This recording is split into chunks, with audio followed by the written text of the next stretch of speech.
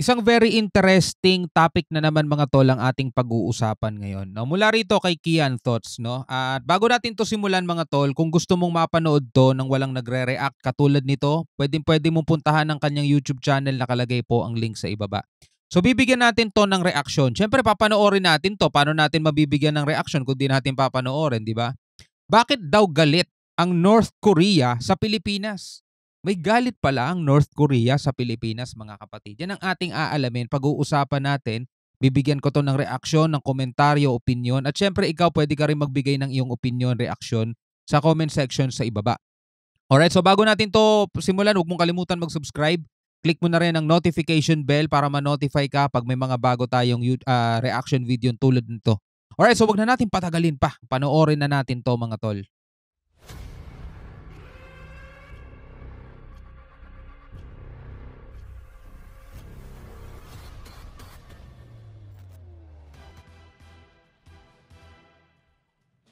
Mula noong 1950 hanggang 1953, sumiklab ang digmaan sa pagitan ng North at South Korea. Nagsimula ang lahat ng sinubukang sakupin ng North Korea ang South dahil sa kagustuhan ng mga ito na muling pag-isahin ang lupain ng Korea at mapasailalim ito sa kapangyarihan ni Kim Il-sung. Nakakuha pa nga ng suporta mula sa China at Soviet Union ang North Korea, habang tinulungan naman ng United Nations ang South Korea sa pangunguna ng Estados Unidos. So para palang China, bago pa lamang bumabangon noon ang ating bansa, para palang China na gustong sakupin din yung yung Taiwan.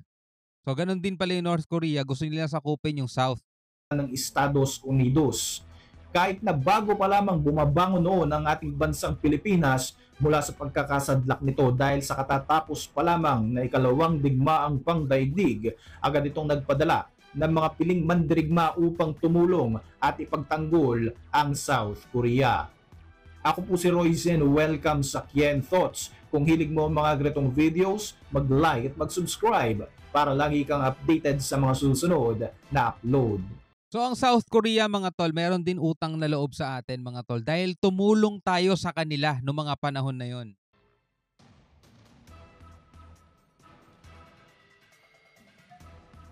Sa pagsiklab ng ikalawang digmaang pandaigdig kung saan nagtagisan ang dalawang makapangyarihang koalisyong militar ng ating mundo, ang Allied Forces na binubuo ng bansang France, Estados Unidos, Great Britain at Soviet Union. Sa kabilang panig naman ay kalaban nila ang Axis na binubuo ng Japan, Italy at Germany.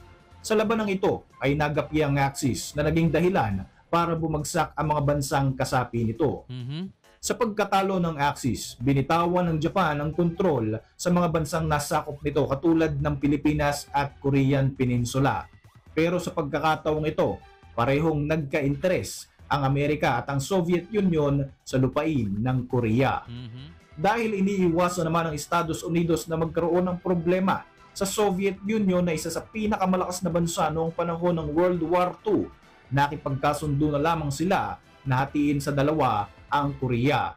Gamit ang 38 parallel na sa tingin nila ay patas ang pagkakahati sa mga teritoryo, ang dating buong-buo na lupain ng Korea ay nahati na sa dalawa. Ito na nga ang North Korea na napunta sa Soviet Union at ang South Korea na napunta naman sa mga Amerikano. Walang kaalam-alam ang mga Koreans ukol sa ginawang paghahati ng kanilang lupain ng US at Soviet Union. Biruin mo kung sino pa yung foreign sa kanila, kung sino pa yung mga estranghero sa kanila, yun pa yung naghati ng sarili nilang bansa. Noong opisyal na nga na hinati ang kanilang lupain, naggalit ang mga Koreano at agad na nagsagawa ng mga pagpuprotesta upang bawiin ang kanilang kalayaan. Gayunpaman, sa kabila ng kanilang mga pag-aalsa laban sa pagkakahati ng Korea, napasailalim na sa kontrol ng Soviet Union ang North Korea. Ang dating magkakalahi at magkakampi ay nagkaroon na nga ng mga sigalot at hindi pagkakasunduan na kalaunan ay nagresulta naman sa Cold War sa pagitan ng Estados Unidos at Soviet Union. Imagine mo kung ganyan din ang nangyari sa Pilipinas, hinati. Nagkaroon ng South Philippines at North Philippines, Yung South sa baba, yung North sa taas. Eh di tayo mga taga Metro Manila, mga taga North tayo, North Philippines tayo. Sa pagkakatatag ng North Korea noong 1948, Naging pinuno nito si Kim Il-sung na lolo naman ni Kim Jong-un, habang ang South naman ay pinamunuan ni Syngman Rhee. Dahil sa ambisyon ni Kim Il-sung na muling pag-isahin ang lupain ng Korea sa ilalim ng kanyang diktatorya, hinimok nito mga kaalyadong bansa upang tulungan silang sakupin ang South Korea. Sa panahon na ito ay nakala ni Joseph Stalin na leader ng Soviet Union na hindi makikialam ang Amerika dahil sa kanilang intel na wala na itong sapat na kakayahan katulad ng mga malalakas na armas para sa susunod na digmaan. Nakuha din ng North Korea ang suporta ng China para tumulong sa pagsakop nila sa South Korea dahil na rin aprobado na nga ito ni Joseph Stalin. Sa pagsisimula ng Korean War noong June 25, 1950, papasikat pa lamang ang araw ay pinasok ng Korean People's Army ng North Korea o KPA ang border ng South Korea gamit ang 120 na mga Russian na tangke. Nagpadala din sila ng higit sa 75,000 na mga sundalo para maisakatuparan ang planong hulihin at bitayin si Syngman Rhee at tuluyan ang masakop ang South Korea. Dahil nga sa surprise attack na ito, wala nang nagawa pa ang mga sundalo ng Republic of Korea o ROK kundi ang umatras at ipaubayan na sa kalaban ang kanilang teritoryo. Dahil dito, matagumpay na napabagsak ng KPA ang Seoul na siyang kabisera ng South Korea. Agad namang kinundina ng international organization ang ginawang pag-atake ng Korean People's Army. Kaya naman agad na sumaklolo sa South Korea ang noy kabumuo pa lamang na United Nations. Agad na ipinasa ang Resolution 83 na naglalayong magbigay ng military assistance ang lahat ng miyembro ng UN upang tulungan ang South Korea. Agad na idineploy ng noy US President Harry S. Truman ang mga US Air Force at US Navy upang tumulong na labanan ang puwersa ng North Korea. Tinawag na Task Force Smith ang puwersang ito ng Amerikano na binubuo ng 540 na American soldiers mula sa 24th Infantry Division na noon ay nakabase sa Japan. Inatake ng task force na ito ang mga sundalo ng KPA na nakapasok na noon sa Osan, South Korea. Dahil sa kakulangan sa malalakas na mga armas na kayang sumira sa mga tangkeng gamit ng North Korea, dito na nakatikim ng pagkatalo ang hukbong militar ng Amerika at higit sa 180 na mga sundalong Amerikano ang agad na nasawi. Amerika natalo mga tol. Dahil pa sa dagdag na suportang ibinigay ng Soviet Union at ng China, wala ding nagawa ang puwersang militar na ipinadala ng Amerika bilang suporta sa tropa ng ROK. Napilitan silang pansamantalang umatras sa labanan kaya naman nagpatuloy sa pagpasok ang puwersa ng KPA sa pusod ng South Korea. Samantala, bilang miyembro ng United Nations, kauna-unahang tumugon sa panawagan nito ang Republika ng Pilipinas at agad na nagpadala ng mga sundalo patungo sa South Korea. Nang mga panahon na ito, bago pa lamang bumabangon ang Pilipinas dahil sa katatapos pa lamang na ikalawang digmaang pangdaigdig. Gayunpaman, hindi nagdalawang isip ang noy Pangulong Elpidio Quirino upang magpadala ng tulong sa kaalyadong bansa. Ang Pilipinas rin ang kauna-unahang bansa sa Asia na tumugon sa panawagan ng United Nations. Ipinasa kaagad sa Philippine Congress ang Republic Act 573 o ang tinatawag na Philippine Military to the United Nations Act. Ipinadala ng Pilipinas sa South Korea ang tinatayang 7,500 na mga sundalo ng ating bansa na tinawag na Philippine Expeditionary Force to Korea o PEFTOK. Ang mga miyembro ng kasundaluhan na ito na karamihan ay mga volunteers ay naatasan ng ating bansa upang ipagtanggol ang South Korea. Biruin mo ng mga panahon na to, no? Nagpapadala tayo ng mga sundalo, mga tol, para lumaban para sa ibang bansa, mga tol. Samantalang dito, ang ipinagtatanggol natin West Philippine Sea, pagmamay-ari ng Pilipinas, mga tol, ang daming mga Pilipinong nagrereklamo kasi ayaw sa gera, baka daw girahin ng ganito, girahin ng ganyan.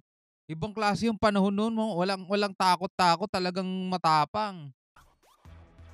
July 1950 nang i-assign ng Pilipinas ang 10th Battalion Combat Team sa United Nations para sa Korean War. Lingid sa kaalaman ng karamihan, mayroon palang 500 American-built M4 Sherman na mga tangke, M7 Greyhound Armored Personnel Carrier, M10 Wolverine at M18 Hellcat Tank Destroyer ang naiwan ng Amerika sa Pilipinas noong matapos ang World War II. 17 sa mga tangke na ito ang dinala ng mga Filipino forces upang gamitin laban sa puwersa ng North Korea. Noong September 1950, dumuong ang mga Pilipinong sundalo sa Busan, South Korea.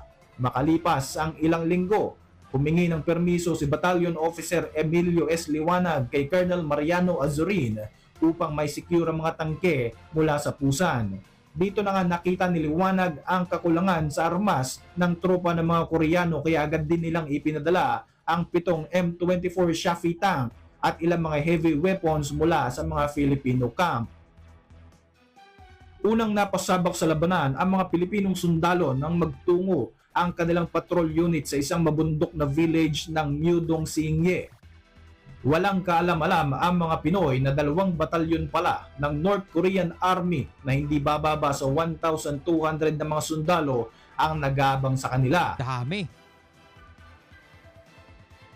Sa pangunguna ni Sergeant Maximo Yang at Paulino Sanchez, nagtungo ang Company A at Company B sa maliit na village ng Sinmak upang maging decoy sa North Koreans para sa original objective ng unit na Sinye at Myeodong.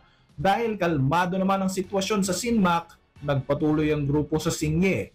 Dito na nga sila nakatagpo ng mga landmines. Dahil sa pagsabog, nagkagulo na ang mga sundalong Pilipino dahil kasabay din ito ang pamamaril mula sa mga sundalo ng North Korea.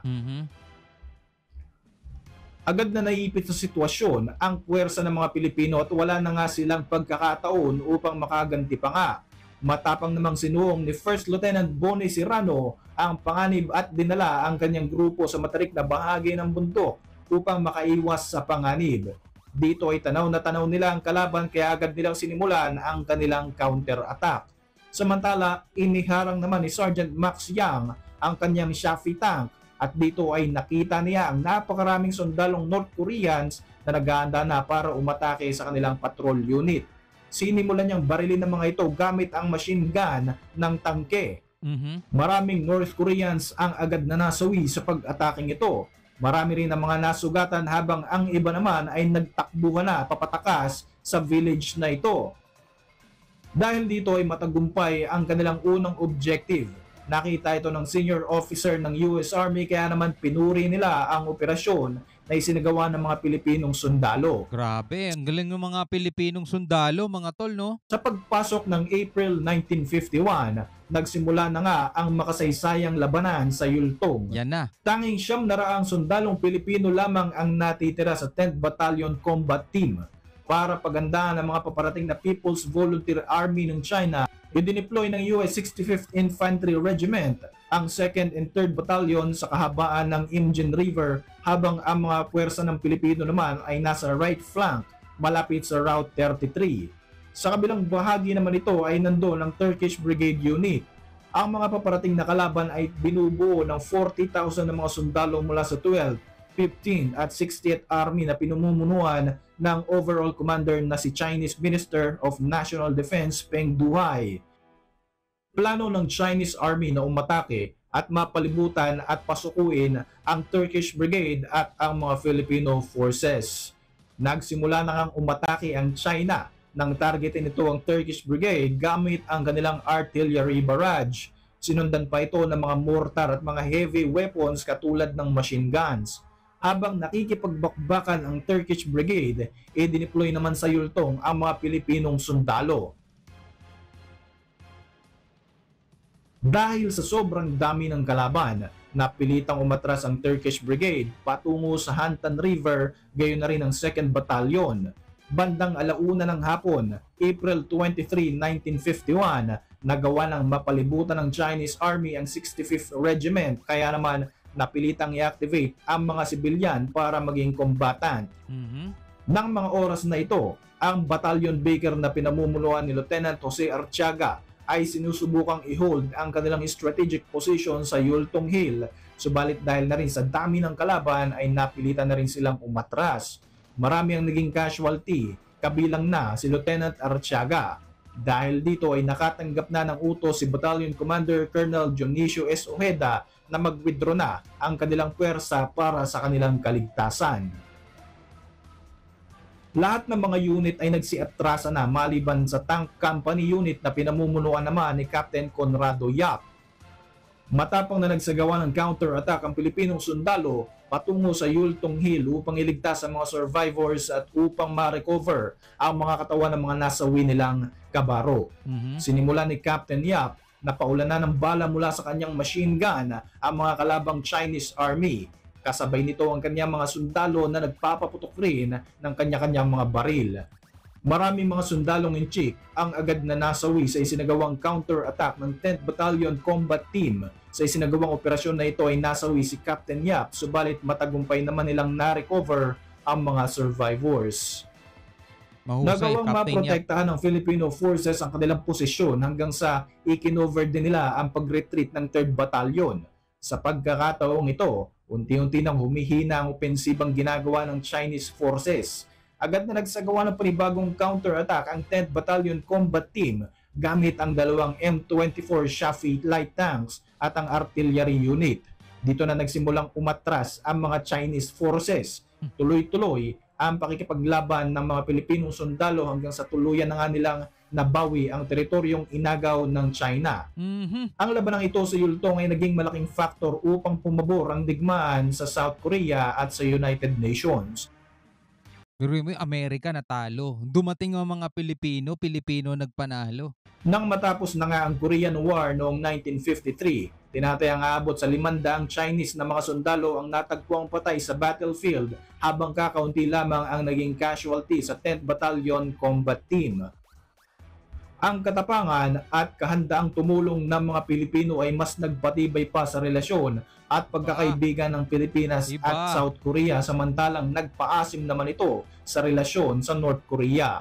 Maging ang United Nations ay talaga namang napahanga sa ipinamalas na kagitingan ng ating mga sundalong Pilipino. Kaya nga sabi di ba ni Douglas MacArthur, give me 10,000 Filipinos and I will conquer the world, di ba? Iba, tingnan nyo mga tol, kaya pala bad trip ang North Korea kasi imbis na makukuha na nila, masasakop na nila yung buong Korea, natalo na nila mga Amerikano patras na di ba? Kaso nung dumating yung mga Pilipino, wala, nalusaw yung plano nila, lahat ng pangarap nila naglaho. Sa kasalukuyan, dahil na rin sa pagiging kaalyado ng Pilipinas sa South Korea at Amerika, kahit pa may mga efforts upang mabuo ang diplomatic relations sa North Korea, hindi rin ito nagkakaroon ng finalization. Taong 2010, nang subukan ng North Korea na magtayo ng embassy sa Maynila pero agad itong ibinasura ng Pilipinas. Hindi rin naging magandang relasyon ang dalawang bansang ito dahil nga sa mga sanctions na ipinataw ng Pilipinas sa KPA alinsunod sa kautusan ng United Nations. Ilang beses ding kinundi na ng ating bansa ang mga ballistic missile test launch ni Kim Jong-un dahil labag nga ito sa resolusyon ng United Nations Security Council. Ayon naman sa mga Korean, pag nakikita si Kim Jong-un, para mga cartoon character no? Datos ng Department of Migrant Workers, as of 2019, mayroon lamang 6 na Pilipino ang naninirahan ngayon sa North Korea. Ako manirahan dyan. Saka-sakali man. Kahit maganda, bibigay sa yung buhay at trabaho. Parang ang lungkot dyan, mga tol. Imagine mo yun, talagang napakalayo ng mundo nila sa sibilisasyon. Bago natin tapusin ang video na ito, shout out. Alright, okay, anyway mga kapatid, ito yung history, no? Maraming salamat kay Kian Thoughts dito dyan sa dito sa taong to. Yan, at siya ang nagkwento sa atin ng history. For educational purposes to mga tol, at maganda yung ganito, at least may nalalaman tayo sa history natin, may natutuklasan tayo mga hindi natin nalalaman dati. Ngayon alam natin mga tol kung sino yung mga naging kakampi natin, sino yung mga naging kalaban natin, at alam natin kung ano yung kapabilidad ng mga Pilipino, lalo-lalo ng mga sundalong Pilipino. Kaya huwag kayong matatakot, magtiwala kayo sa mga kasundaluhan natin. Malulupit yung mga yan, magagaling yung mga yan. Anyway, bilang isang Pilipino, ano masasabi mo rito? Comment ka na lang sa ibaba. Hanggang sa muli, ako nga pala si Shobal D. Peace out.